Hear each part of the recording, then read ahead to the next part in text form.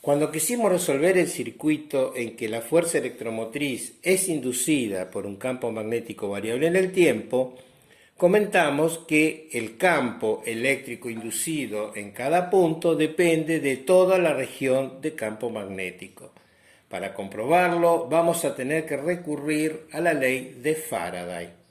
La ley de Faraday relaciona la circulación del campo eléctrico inducido sobre una curva con la variación del flujo magnético dentro de la misma. Debido a la analogía entre ambas leyes, lo que sigue a continuación es válido también para la ley de Ampère. Haciendo la curva cada vez más pequeña hasta rodear un punto, podemos calcular la circulación. Y encontramos en este caso en que el campo magnético tiene la dirección del eje Z, que la circulación es la derivada de E sub i respecto de x menos la derivada de E sub x respecto de y, y todo esto es igual a menos la derivada temporal de bz. Para los que quieran repasar o comprender de dónde proviene esta expresión, dejo el enlace a una serie de videos en que se explica de manera sencilla el concepto y cálculo del rotacional de un campo vectorial y su relación con la posibilidad de utilizar la energía del campo. Supongamos al campo magnético confinado dentro de un largo tubo cuadrado, de modo que visto de frente se observan líneas de campo normales al plano del dibujo, alejándose del observador. Con una X indicamos la cola de la flecha representativa de la línea de campo magnético entrando al dibujo. Vamos a representar cada punto de esta sección transversal mediante celdas elementares a las que asignamos un número. Podemos observar que también se indican celdas sobre la región alrededor de la distribución de campo magnético. Consideremos la circulación alrededor de un punto cualquiera, por ejemplo, el punto 25. Según vimos, es la derivada de E sub i respecto de x menos la derivada de E sub x respecto de y. Y esto es igual a menos la derivada respecto del tiempo de la componente z del campo magnético en el punto 25. Consideremos una de las derivadas del primer miembro, por ejemplo, la derivada respecto de x de la componente del campo eléctrico inducido en dirección del eje y.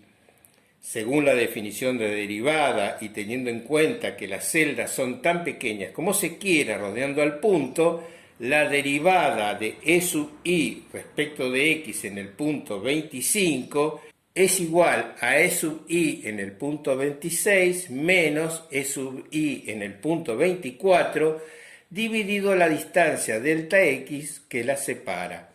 Así vemos que en los puntos 24 y 26 la componente E sub i depende de la variación temporal del campo magnético en el punto 25. Si consideramos la circulación alrededor del punto 23, con el mismo razonamiento comprobamos que E sub i en el punto 24 depende también de la variación del campo magnético en 23. Lo mismo sucede con la derivada de la componente E sub x respecto de y, pudiéndose comprobar que E sub x en el punto 24 depende de la variación de campo magnético en los puntos 17 y 31. Así, el campo eléctrico inducido en el punto 24 depende de la variación en el tiempo de Bz en los puntos que lo rodean, es decir, 17, 23, 25 y 31.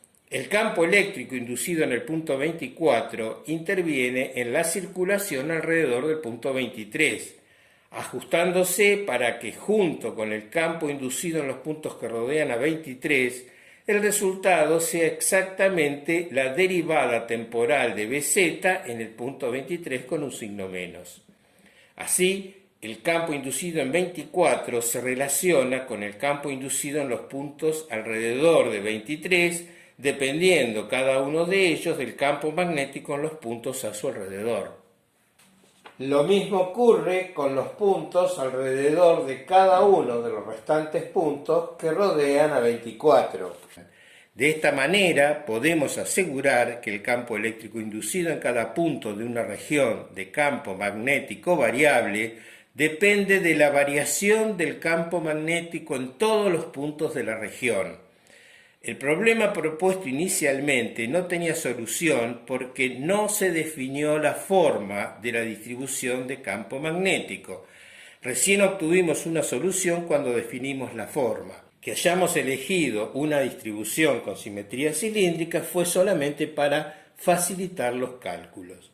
En este caso, donde consideramos una sección transversal cuadrada, el cálculo se complica. Solamente utilizamos este ejemplo para comprobar que el campo inducido en un punto depende del campo magnético variable en toda la región.